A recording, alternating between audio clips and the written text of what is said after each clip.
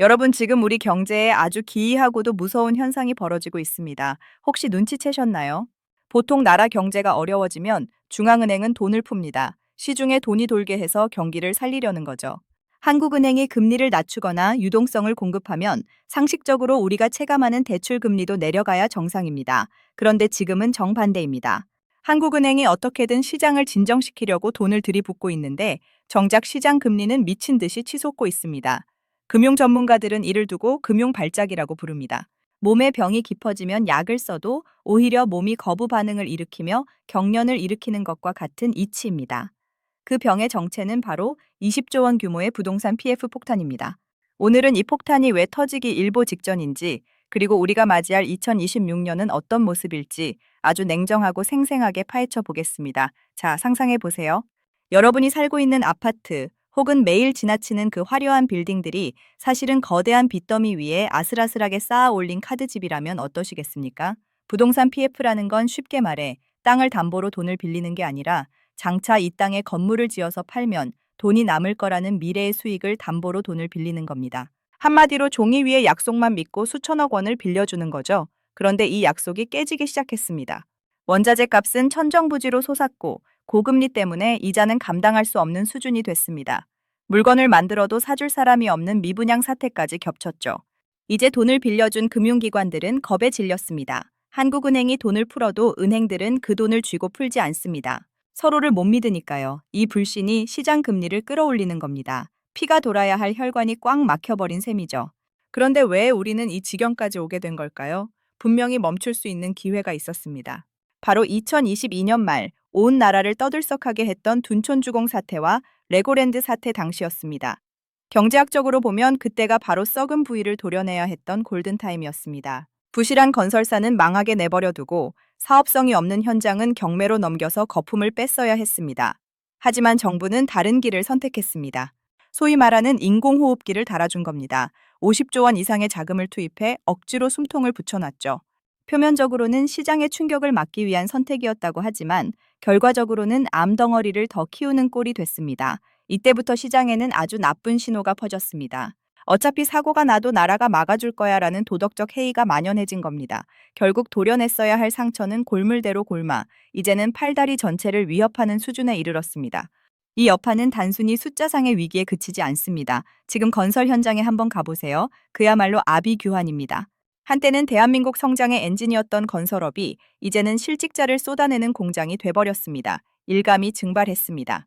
시공순위권 안에 드는 중견 건설사들도 줄줄이 법정 관리에 들어가고 있습니다. 숙련된 목수와 철근공들은 일자리를 잃고 배달 가방을 메거나 일용직 시장을 전전하고 있죠. 더 무서운 건 시스템의 붕괴입니다. 돈이 안 도니까 공사는 중단되고 이미 분양받은 사람들은 내 집이 유령 아파트가 될까봐 밤잠을 설칩니다. 감시 시스템도 마비됐습니다. 공사비가 부족하니 자재를 아끼고 인건비를 줄이려다 보니 부실 공사 소식이 끊이지 않습니다. 이건 단순한 경제 위기가 아니라 우리가 믿어왔던 주거 시스템과 안전망 자체가 통째로 흔들리는 거대한 사기극과도 같습니다. 그렇다면 우리는 이제 무엇을 준비해야 할까요? 2026년은 우리 경제의 진실의 순간이 될 겁니다. 자산을 지키고 살아남기 위해 여러분이 반드시 매일 아침 체크해야 할 5가지 지표를 말씀드리겠습니다. 첫 번째는 국고채 10년물 금리입니다. 특히 4% 선을 유심히 보세요. 이 수치는 시장의 공포를 측정하는 온도계와 같습니다. 4%를 넘어서는 순간 시중의 모든 자금은 얼어붙기 시작할 겁니다. 두 번째는 환율입니다. 1,500원 선이 무너지는지 보세요. 환율이 치솟는다는 건 외국인들이 한국이라는 배에서 탈출하고 있다는 강력한 증거입니다. 세 번째는 외환 보유고의 질입니다. 단순히 액수가 중요한 게 아니라 당장 현금화할 수 있는 자산이 얼마나 되는지가 중요합니다. 네 번째는 PF 연체율입니다. 지금은 정부가 통계 착시로 가리고 있지만 제2금융권의 연체율이 두 자릿수를 넘어서면 그때는 정말 걷잡을 수 없는 폭발이 시작될 겁니다. 마지막 다섯 번째는 외국인 수급 동향입니다. 이들은 우리보다 정보가 빠릅니다. 그들이 주식과 채권을 동시에 팔아치운다면 그건 대피 사이렌이 울린 것이나 다름없습니다. 마지막으로 가장 마음 아픈 이야기를 해야겠습니다. 바로 영끌족이라 불리는 청년 세대와 서민들입니다. 저금리 시절 거치 기간만 믿고 무리하게 대출을 받아 집을 샀던 분들의 시계가 이제 멈추려 하고 있습니다. 이제 곧 거치 기간이 끝나고 원리금 상환이 시작됩니다. 이자만 내던 시절과는 차원이 다른 압박이 올 겁니다. 월급의 절반, 아니 그 이상을 은행에 바쳐야 하는 삶, 그 끝에 과연 행복이 있을까요? 냉정하게 말씀드리겠습니다. 지금은 자산에 대한 집착보다 삶에 대한 존엄을 먼저 생각해야 할 때입니다. 내가 감당할 수 없는 빚이라면 시장 상황이 그나마 버텨줄 때 냉정하게 판단해야 합니다. 손실이 아까워 끝까지 쥐고 있다가는 자산뿐만 아니라 여러분의 영혼까지 갉아먹힐 수 있습니다. 때로는 전략적인 후퇴가 더 큰 승리를 위한 발판이 되기도 합니다. 세상은 언제나 위기를 기회라고 말하지만 준비되지 않은 자에게 위기는 그저 고통일 뿐입니다. 2026년의 경제 위기는 이전의 위기들과는 결이 다릅니다. 우리 사회의 가장 약한 고리인 부동산과 가계부채가 동시에 터지는 복합 불황의 성격이 강하기 때문입니다. 하지만 겁먹을 필요는 없습니다. 현실을 직시하고 지표를 읽으며 미리 대비하는 사람에게는 반드시 살아남을 길이 열립니다. 지금 여러분이 해야 할 일은 막연한 낙관론에 기대는 것이 아니라 가장 최악의 시나리오를 머릿속에 그려보는 것입니다. 그리고 그 시나리오 속에서도 내 가족과 내 삶을 지킬 수 있는 최소한의 안전장치를 마련하는 것이죠.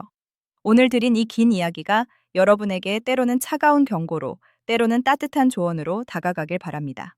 서울의 그 견고한 아파트 숲도, 화려한 전광판의 숫자들도 결국 사람이 만든 것이고 사람이 무너뜨리는 것입니다. 중요한 건 그 안에서 흔들리지 않는 여러분만의 중심입니다. 2026년의 파고가 아무리 높더라도 깨어있는 눈으로 지표를 읽고 냉정한 이성으로 대응한다면 우리는 분명 이 터널 끝에 빛을 볼 수 있을 겁니다. 여러분의 자산과 소중한 일상을 지키기 위해 오늘부터라도 경제의 목소리에 귀를 기울여 보시기 바랍니다. 지금까지 지식위드였습니다. 감사합니다.